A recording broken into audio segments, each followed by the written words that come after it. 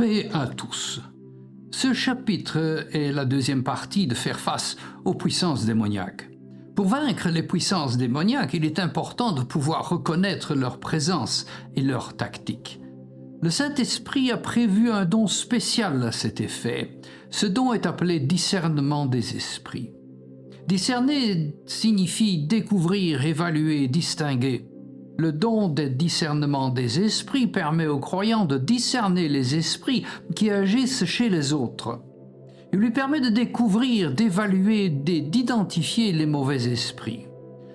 Le don de discernement des esprits est très important lorsqu'on a affaire à des puissances démoniaques.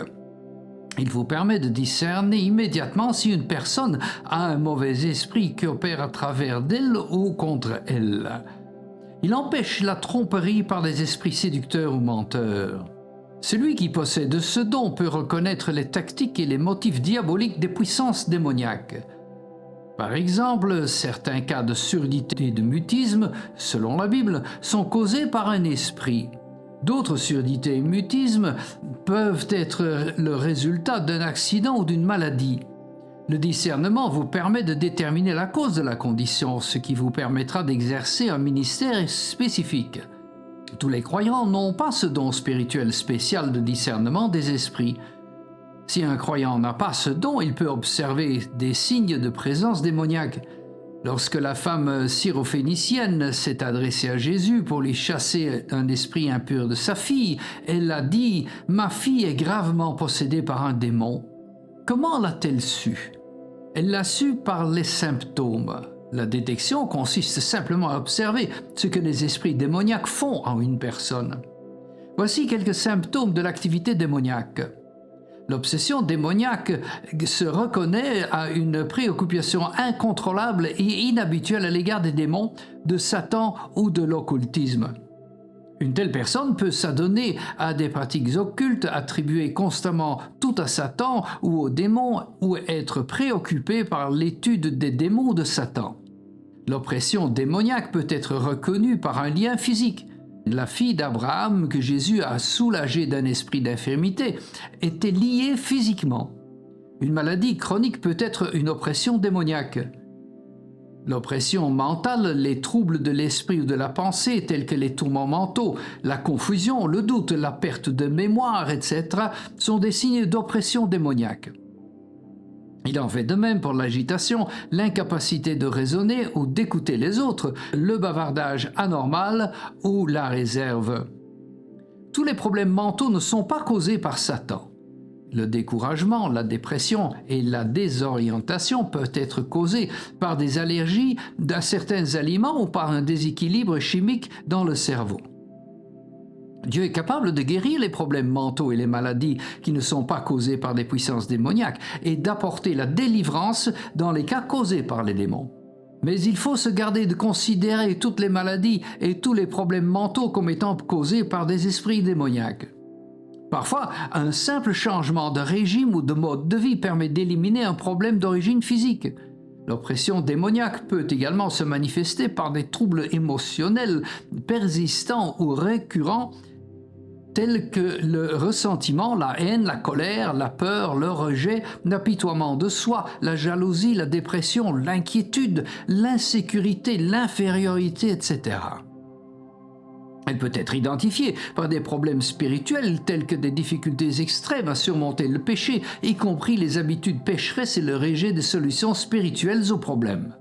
Les démons peuvent créer des circonstances difficiles et oppressantes.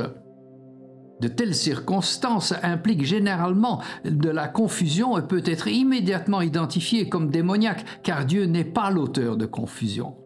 La possession démoniaque peut être reconnue par les signes suivants. La présence d'un esprit impur. Cela se manifeste par une impureté morale fondamentale et une souillure. Cela peut aller jusqu'à désir de se passer de vêtements. Une force physique inhabituelle, lorsqu'une personne fait preuve d'une force qui dépasse les capacités normales. Des accès de rage qui peuvent s'accompagner d'écume à la bouche. Résistance aux choses spirituelles. Dans les récits de Marc 5, verset 7 et Marc 1, verset 24, les démons ont connu Jésus immédiatement et lui ont demandé de les laisser tranquilles. La peur du nom de Jésus, de la prière, de la parole et le blasphème de ce qui est spirituel sont d'autant de symptômes de la possession démoniaque. On peut noter des blasphèmes excessifs, des contorsions physiques et des changements brusques de comportement lorsque l'on parle de choses spirituelles. Changement dans la personnalité ou la voix. Une personne normalement timide peut devenir agressive ou violente. Les actions comme les apparences peuvent être affectées. Le caractère moral et l'intelligence peuvent changer. La voix peut être altérée. Les afflictions physiques qui accompagnent la maladie apparaissent le plus souvent dans le système mental et nerveux. Elles peuvent aussi inclure une tristesse générale ou un dépérissement physique. Blessures physiques auto-infligées. Dans Matthieu 17, on raconte l'histoire d'un fils d'un homme qui se jetait dans le feu. Dans Luc 8, cet homme possédé par un démon se coupait avec des pierres pour s'infliger des blessures physiques. Une angoisse terrible. Luc 8, verset 28 raconte que cet homme allait et venait en pleurant à cause des terribles tourments intérieurs causés par sa possession. Incapacité de vivre normalement. Cet homme ne pouvait pas vivre en société, mais vivait dans les tombes de cimetières. Par des méthodes non bibliques, la capacité de prédire l'avenir ou de découvrir ce qui est inconnu. La femme dans Acte 16, verset 16, est dite possédée par un esprit de divination. Les éléments suivants peuvent également indiquer une oppression, une possession ou une obsession démoniaque. Immoralité obsessionnelle telle que l'implication dans la pornographie, l'adultère, la fornication, la masturbation, l'homosexualité et d'autres péchés sexuels. Compulsion forte pour les troubles alimentaires, les suicides, l'automutilation, la mutilation et le meurtre. L'addiction aux drogues et à l'alcool, les transes, les visions et la méditation qui ne sont pas centrées sur le seul vrai Dieu ou qui ne proviennent pas de lui. L'esclavage d'émotions telles que la peur, l'anxiété, la dépression, la haine, la rage, la jalousie, la médisance, l'envie, l'orgueil, l'amertume, le négativisme et la critique. Voici quelques stratégies scripturaires pour faire face aux puissances démoniaques. La foi vient en entendre la parole de Dieu, la parole spécifique ou rhéma. Commencez à construire la foi dans votre propre cœur en lisant le Nouveau Testament dans son intégralité avec une nouvelle attitude. Tout ce que Jésus a dit à ses disciples de faire, commencez à le faire.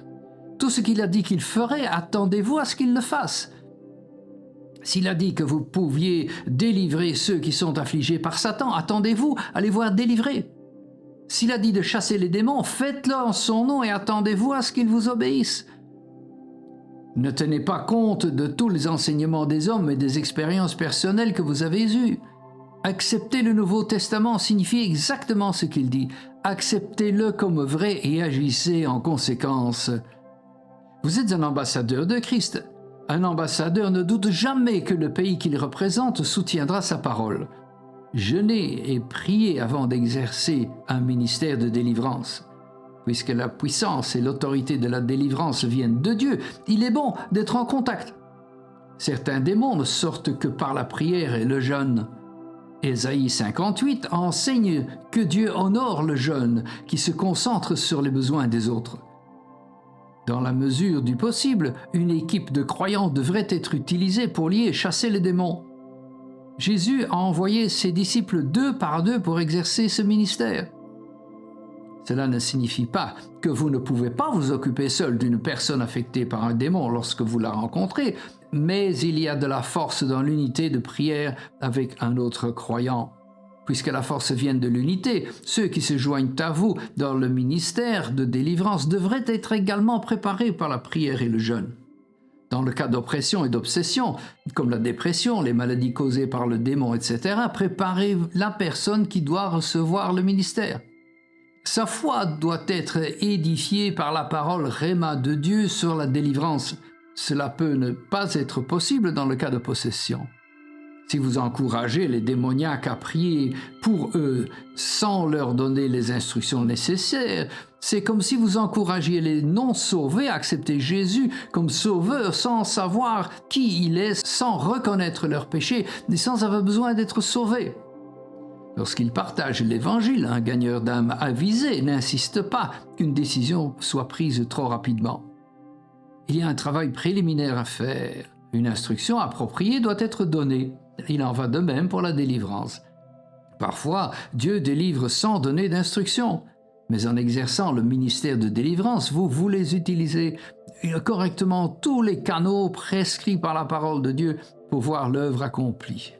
La foi est l'un des canaux de la puissance de délivrance de Dieu et elle provient de l'écoute de la parole de Dieu, d'où l'importance de l'instruction.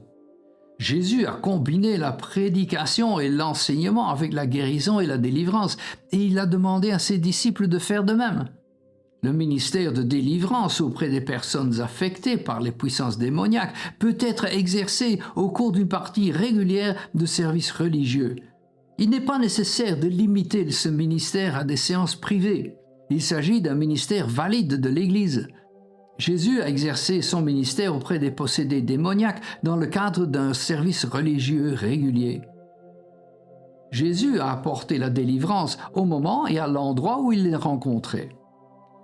Lorsque vous êtes prêt à exercer le ministère de délivrance, commencez par l'adoration et le louange. C'est par l'adoration et le louange que nous entrons dans sa présence, là où il y a délivrance et guérison. La délivrance peut venir par l'adoration et la louange, même sans ministère par la prière, parce que Dieu habite les louanges de son peuple. Lorsque nous louons, il est présent pour guérir et délivrer.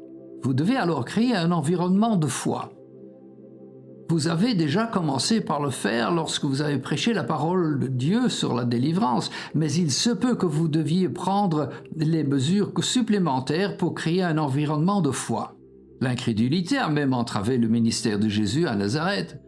Parfois, Jésus mettait les incroyants dehors lorsqu'il exerçait son ministère. D'autres fois, il a conduit des gens hors de leur village, un environnement d'incrédulité, afin d'exercer son ministère auprès d'eux. À l'occasion, si Dieu vous y conduit, vous devrez peut-être demander à ceux qui luttent contre l'incrédulité, la peur, etc., de partir. Vous devez d'abord prier, demander la sagesse et le discernement avant de commencer à délivrer. Pendant la prière, Dieu peut vous révéler une parole de connaissance, des faits et des informations spécifiques sur une personne ou une situation afin que vous sachiez comment prier. La parole de connaissance peut inclure un sentiment profond de savoir ou une impression dans votre esprit, des pensées, vos paroles et vos sentiments. La parole de connaissance peut révéler la nature de la maladie ou de la raison pour laquelle la personne en est atteinte. Ou un verset de l'Écriture, le mot réma pour cette situation, cet état, cette personne ou ce groupe.